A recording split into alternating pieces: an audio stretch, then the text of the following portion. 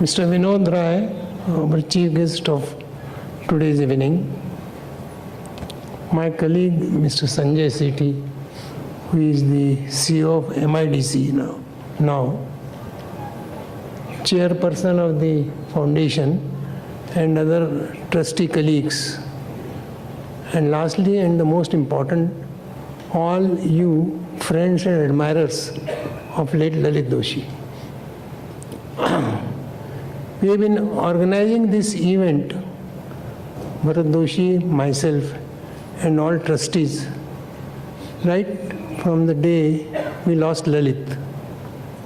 Fortunately, there have been no interruptions in organizing these lectures, and all trustees of the foundation have been always present for this event.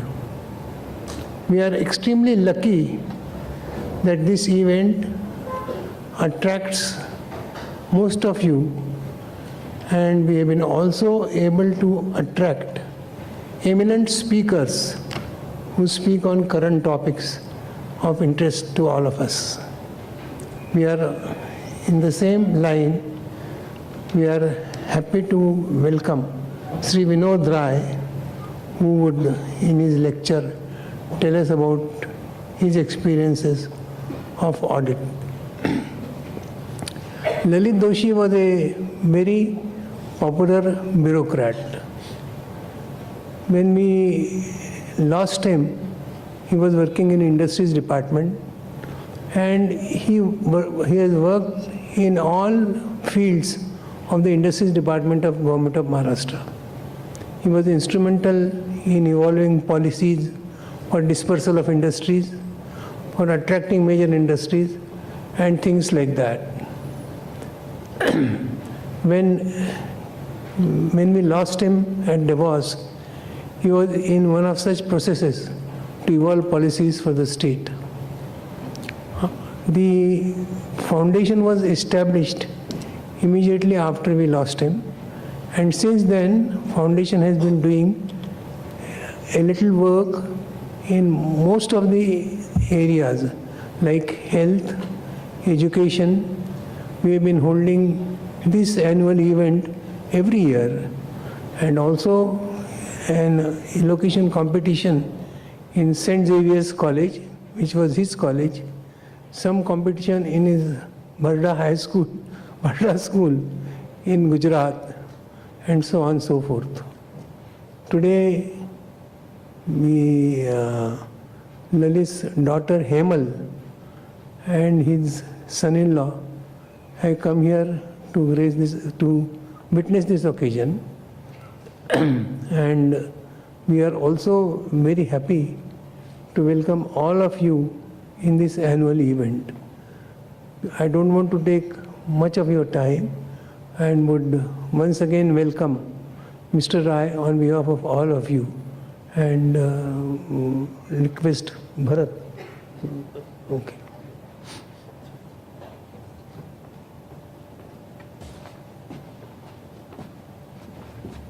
Thank you, sir. We'd like to mention that Mr. Swadhin Kshatriya, Chief Secretary, Government of Maharashtra, was unable to attend today due to an urgent cabinet meeting. I now invite Mr. Bharat Doshi, Trustee of the Lalit Doshi Memorial Foundation, to introduce to us our speaker today, Mr. Vinod Rai. Please give him a warm welcome.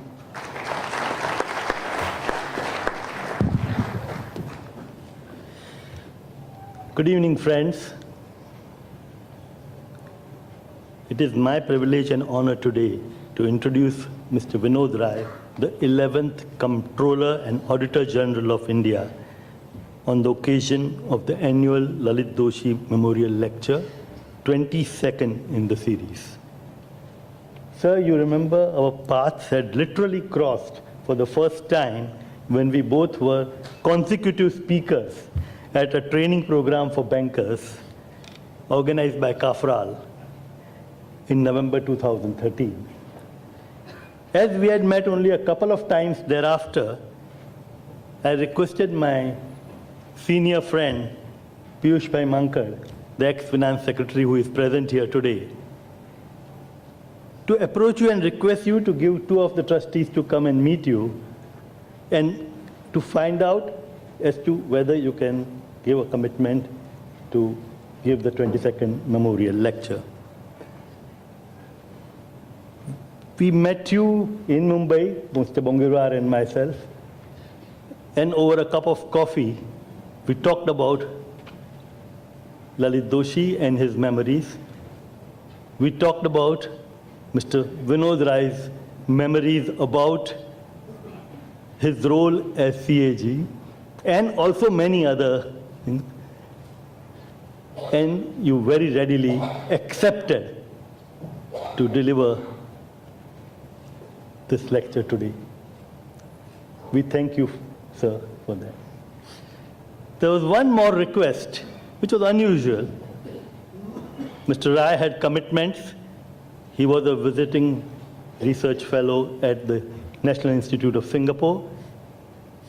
And we wanted him to come on 4th August, because 4th August happens to be Lalit's birthday. And you said you will try, but what I could see was that you sensed our sentiments at that very point, because within a week you had rearranged your diary and accepted 4th August. Thank you again for that. Incidentally, if you look at the brochure, you will find that most of the lectures were on 4th August. But the first lecture was given by a person whose birthday was also on 4th August. That was Mr. Wagul. Friends, while introducing our distinguished speakers, I do not like to read out their resume. That resume is given in the card. You can read it. I will therefore try to share some lesser known aspects. Some picked up from the internet, as usual culprit. Some picked up during the personal chat which we had with the speaker. And some from his story, his life story, not just an accountant, the diary of the nation's conscious keeper. We all know during his tenure as the 11th CAG of India, at the pinnacle of his career, how he has brought new vigor and relevance to the 153-year-old institution of CAG, a constitutional authority, to make it more effective weapon in the fight against corruption in the highest rungs of power. Sir, you did your duty with courage and conviction and without fear or favor. Scandals after scandals were unearthed. It was poetic that the various scandals had names which had alphabetical and phonetic alliteration. CAG investigates CWG. CAG opens Colgate, CNG again. CAG and 2G, and so on. Sir, under your stewardship, CAG reports were made more accessible. And what became quite popular were your Noddy books, which came as 18 to 20 pages, so you don't have to run through the report of 200, 500 pages, but get the gist of it. Just as the nation was shocked at that time, we also started seeing a slowdown in executive action and stagnation in policy making. Was there a cause and effect relationship? This discussion led us to the choice of the topic today. Over a cup of coffee, the same cup, not another meeting, in the same meeting, we suggested to Mr. Rai, choose any topic that he would be comfortable with, he would like to speak on. And he responded, you tell me whatever you think would be relevant and what your audience will like. It was Mr. Bongirwar who raised the thorny question which many public servants ask, does the fear of audit result in inaction? After one or two variations, we massaged the title and we articulated effect of audit, good governance or policy paralysis. Mr. Rai is a very friendly, self-effacing person, not aggressive, and he accepted the topic with a smile. Batch, who was ambushed and killed by militants while on official tour. The news had spread like wildfire in town. Mr. Rai took a jeep and a driver and told the driver that they were headed for Fake, another town in the same direction. When the road forked, he directed the driver to take the lane to Zuneboto. And the driver showed reluctance. The driver had heard about the incident. Mr. Rai could persuade the driver to continue, and when they reached Zuneboto, it was very late at night, and Mr. Rai took charge of the body of his superior. It was an act of extreme courage, considering the risks involved. Being from Kerala cadre, his first posting was as the sub-collector of Thrissur district. Later on, he became the collector there. And later, Mr. Rai played a pivotal role in making Kerala as the leading exporter of spices. Subsequently, he served with distinction at the center in the ministries of Commerce, Finance, and Defense. His contribution as CAG was recognized by his global peers and in international media.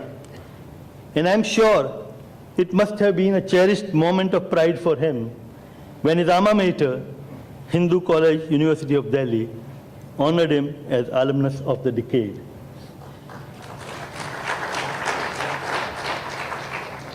He is now also the visiting Senior Research Fellow at the Institute of South Asian Study in the National University of Singapore. Post his retirement, Mr. Rai was recently, sometime in March, appointed as the chairman of the Banks Board Bureau, which will select and search heads of public sector banks and help them in developing differentiated strategies and capital raising plans through innovative financial methods and instruments. During the personal discussion with him, it transpired that he is very interested in gardening. In his own words, he is a Mali. I'll further add, he is a Mali with green fingers. The analogy is a perfect fit. A Mali unearths the weeds and removes them.